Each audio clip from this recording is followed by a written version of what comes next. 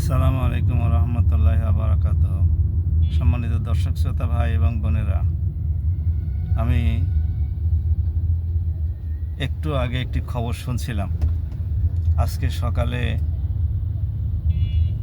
December মাসেই দ্বিতীয়বারের মতো ভারতীয় হাইকমিশনার এবং ডেপুটি হাইকমিশনারকে তলব করা হয়েছে পররাষ্ট্র মন্ত্রণালয়ে। সম্ভবত শিলিগুড়ি হাইকমিশনে ভারতীয় ভিসা আবেদন গ্রহণ বন্ধ করে দেওয়ার কারণে এবং আরও কয়েকটি দূতাবাসে অনভিপ্রেত ঘটনা ঘটার কারণে দ্বিতীয়বার আবার তলব করা হয়েছে। এরপরে স্বভাবতই ভারত তার কূটনৈতিক রীতি অনুসারে বাংলাদেশ হাইকমিশনকে ভারতের পররাষ্ট্র মন্ত্রণালয়ে তলব করবে। আমরা আশঙ্কা করছি, নাও করতে পারে। না করলে বুঝবো যে ভারত বাংলাদেশের পররাষ্ট্র মন্ত্রণালয়ে তাদের হাইকমিশনার এবং ডেপুটি হাইকমিশনার তলবকে যৌক্তিক বলে ধরে নিয়েছে। কিন্তু বাংলাদেশ এবং ভারতের মতো দুইটি সৎ প্রতিবেশী সুলভ দেশ কর্তৃক একে অপরের হাইকমিশনকে তলব করার যে ঘটনাগুলো ঘটে যাচ্ছে, তা কি কোনো শুভ লক্ষণের ইঙ্গিত দেয়? উভয় দেশের মধ্যে তো সম্পর্ক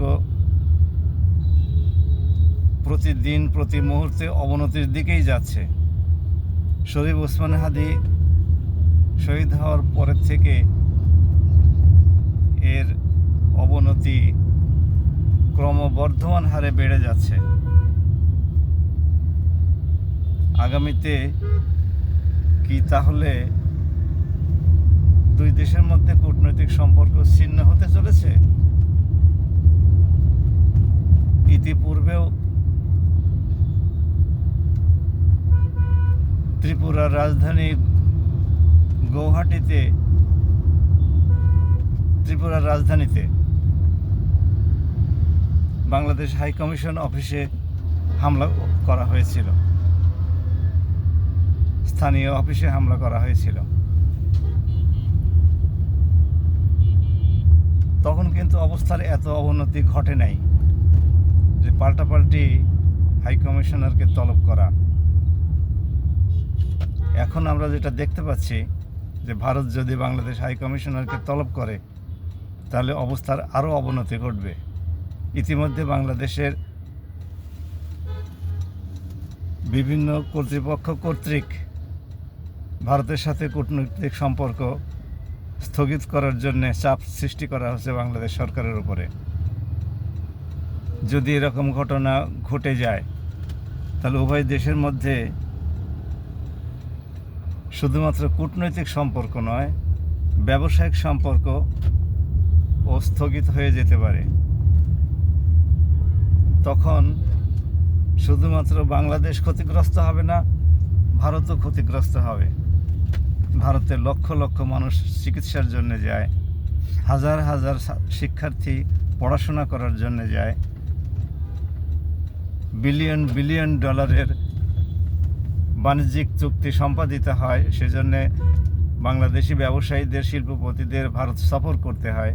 এ সমস্তগুলো সবই বিঘ্নিত হবে। তা আমরা কি সেদিকেই এগিয়ে যাচ্ছি? বর্তমান পরিস্থিতিতে সেদিকেই তো যাচ্ছে বলে আমাদের কাছে প্রতীয়মান হয়। যদি এরকম ঘটনা ঘটেই যায় তাহলে বাংলাদেশের ইতিহাসে এটিই হবে সর্বপ্রথম ঘটনা কোনো দেশের সাথে কূটনৈতিক সম্পর্ক ছিন্ন করার, বিশেষ করে ভারতের সাথে। তা আমরা আশা করি যে উভয় দেশের মধ্যে কূটনৈতিক সম্পর্ক ছিন্ন না হোক। আমরা যেহেতু একে অপরের প্রতিবেশী, কাজেই সম্পর্ক থাকুক, তবে উভয় দেশের সাথে সমমর্যাদার ভিত্তিতে সম্পর্ক মেনটেন করুক, তাহলেই আশা করা যায় অবস্থা আগামীতে স্বাভাবিক হয়ে আসবে।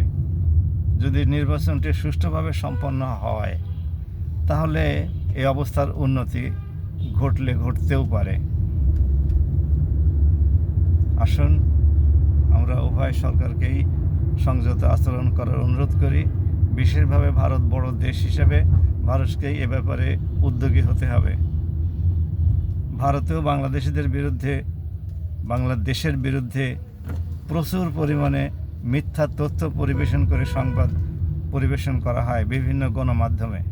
এই জন্য ভারতীয় সাংবাদিকরাই ভারতীয় গণমাধ্যমগুলোকে, সরকারি গণমাধ্যমগুলোকে বিশেষভাবে গদি মিডিয়া নামে উল্লেখ করেছে। তাহলে নিশ্চয়ই ভারতই এখানে মূল অপরাধী। আমরা আশা করব ভারত সরকার সংযত হবে এবং বাংলাদেশের সাথে পারস্পরিক কূটনৈতিক আলোচনার মাধ্যমে সকল সমস্যার সমাধান করবে। বাংলাদেশের সাথে ভারতের সম্পর্কের অবনতি ঘটার যথেষ্ট কারণ আছে। আমরা তিস্তার পানি বন্টন, গঙ্গার পানি বন্টন,